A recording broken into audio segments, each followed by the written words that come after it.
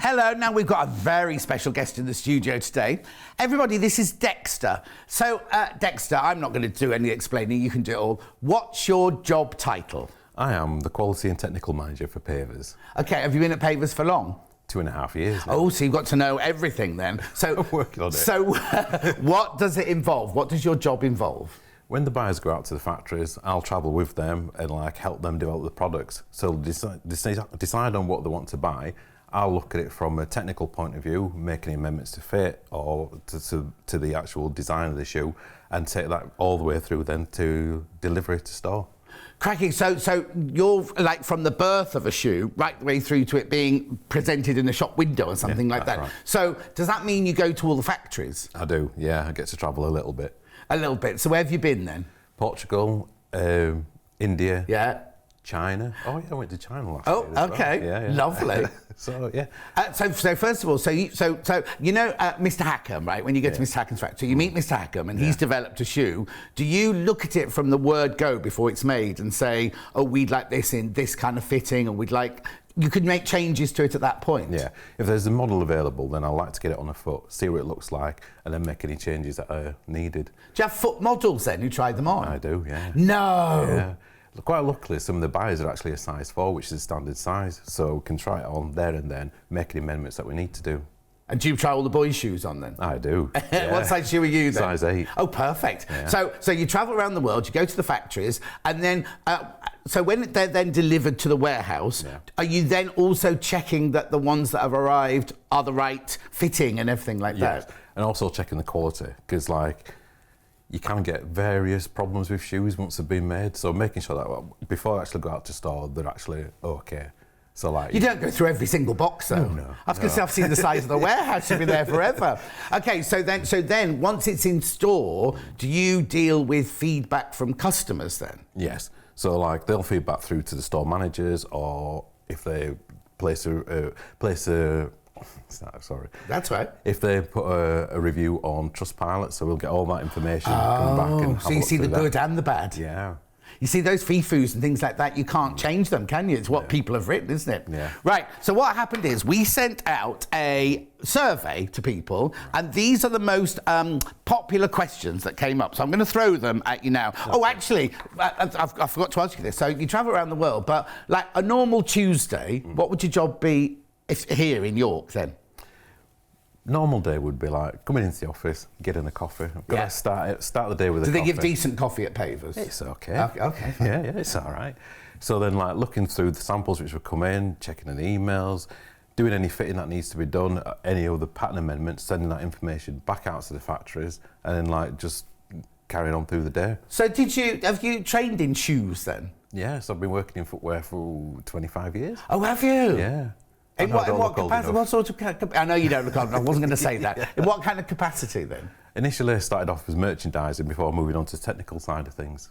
Wow. When you're at school, when you go to the careers person, they don't go, oh, there's this job where you can go, do they? It's something you must have just, because you didn't train for it originally, did you, when you left school or anything? So when I left school originally, I was an accountant. I worked in accounting, then went from accounting into merchandising. So it's sort of, look at the numbers, it sort of does follow on from that, and then just got involved in the technical side. I love the way our lives take you on different journeys and everything. I mean, you didn't, when you were 16, you didn't say, oh, do you know what, when I'm this age, I'm not going to say your age, when I'm this age, I'm going to be working in York and doing Pavers shoes or anything, are you? So, but you didn't even know what Pavers shoes were then, did you? No, I didn't. No, exactly. No. Right, so all the things we're going to talk about, we will go back into more detail later, but can you give us a brief explanation of the different width fittings that we do? Yeah, so we have standard, which is an E to F. Which is like our Sheila, isn't it? Yeah, and then wide, which is a G fit.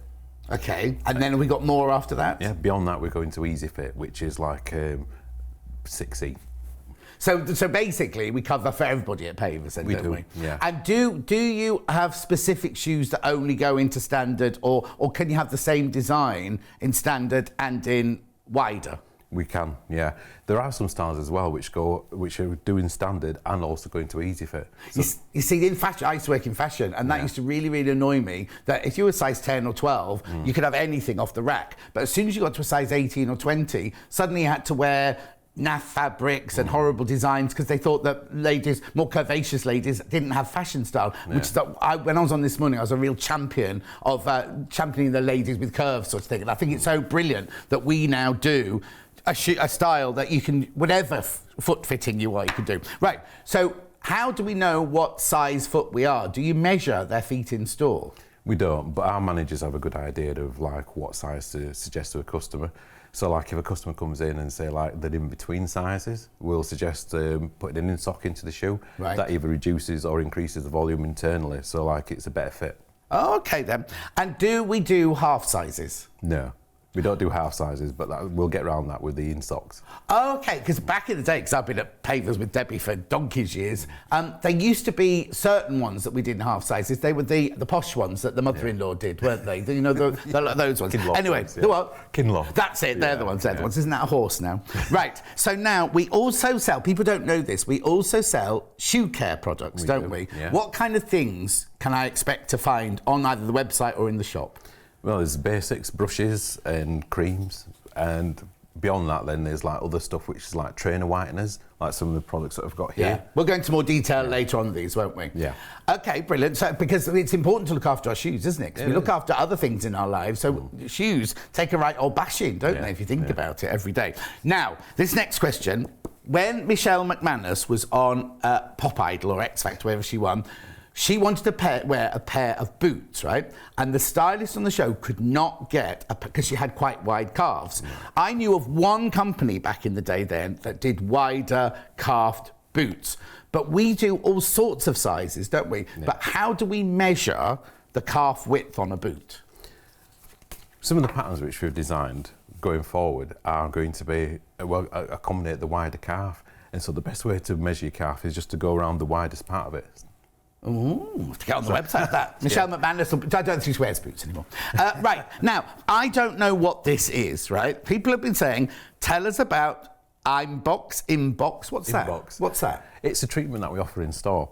So what it does is you can put your shoes in and then like it coats them with a waterproof fabric. Well, not a waterproof fabric, a waterproof spray. Right. So it offers protection for, I think it's 6 to 8 weeks. So is it like, I don't know if I can say this because it's a brand name, like if I buy a pair of shoes, okay, I won't say the name, but when you go into a shoe shop, they always try and sell you the can of something to, so it's the equivalent of that. It is, yeah. So you put your shoes in the machine and it coats them. Yes.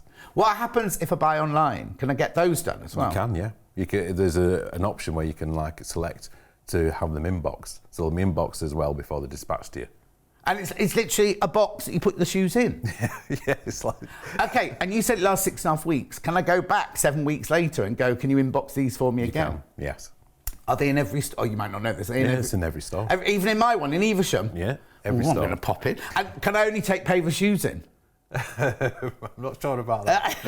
I'm just thinking. Can any shoe be done?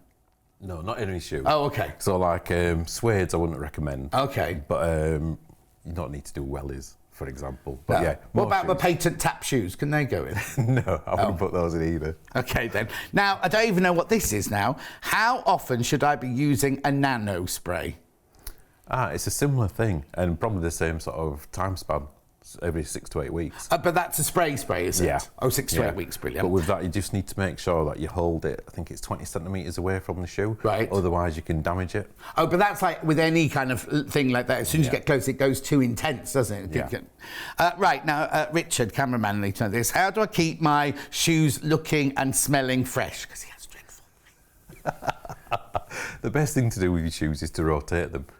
If you can... What, put them on backwards? No, have multiple pairs of shoes. Oh, okay. So don't hammer the same pair of shoes every single day. You know, like wear them today, swap over to a different pair tomorrow, and just like, that's a good way to keep them fresh. I don't know how I knew that, because I do that every single day. Like when I'm quite sad at night because I have to get up for work 4:30 in the morning, the night before I put my clothes out and everything. And I always remember to swap my boots over or my shoes over to a different one, but I didn't know that was why I did it. I just automatically did it. Well, sometimes I do wear trials as well. So like, I'll wear the same shoe every day for a month just to see how it wears.